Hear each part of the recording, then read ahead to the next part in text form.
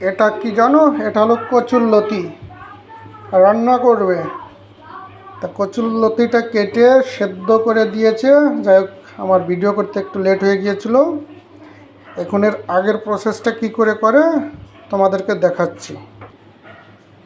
এই যে গ্যাসের পর একটা কড়াই বসিয়ে দিয়েছে, তেল দিয়ে দিয়েছে, কড়াইটা দেখো কালি কালি। এখন দেবে একটাই কালো জিরা, না? হ্যাঁ, আর এটাই কেটে রেখেছে পেঁয়াজ রসুন কাঁচামরিচ, আদা তো না, না? হ্যাঁ, দেখা যাক। এটা তেলটা গরম হয়ে গেলে এই কালো জিরেটা ফোড়ন দেবে। দেখি, চেষ্টা করছে কেমন হয়, পরে আপনাদের বলছি কেমন। সেদ্ধ করা কচুরলতিটার জল ঝরিয়ে দিচ্ছে, দেখুন খুব গরম রেখে দিয়েছে কিছুটা সময়ের জন্য, জলটা যাতে ভালো মতন ঝরে পড়ে। এখন কালো জিরেটা দিয়ে দিয়েছে, এরপরে কিছু কাঁচা লঙ্কা দিয়ে দিচ্ছে।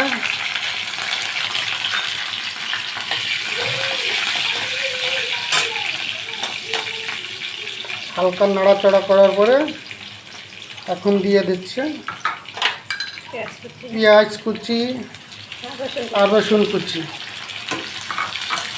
হালকাভাবে ভেজে নেবে, খুবই হালকা, বেশি নয়। আপনারা চাইলে আপনাদের মন মতন করতে পারেন, তবে এটা সেদ্ধ টাইপ হবে, এই জন্য বেশি ভাজলে আবার স্বাদটা ভালো থাকবে না। পেঁয়াজকে নরম করার জন্য স্বাদ অনুসারে লবণ দিয়ে দিচ্ছে। এই যে কিছু কালো সরষে আর কিছু হলুদ সরষে, সঙ্গে কিছু কাঁচা লঙ্কা, একটু সামান্য একটু নুন দিয়ে এটাকে পিষবে,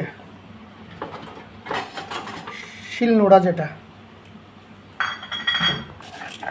দেখুন সুন্দর করে বেটে দিচ্ছে।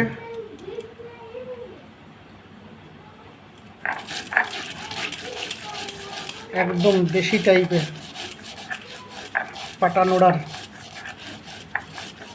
আপনারা চাইলে এটাকে গ্রাইন্ডারও করতে পারেন, কিন্তু স্বাদটা পাটা নোড়ায় যতটা আসবে গ্রাইন্ডার মেশিনে ততটা আসবে না। কিছু সময় পরে একটু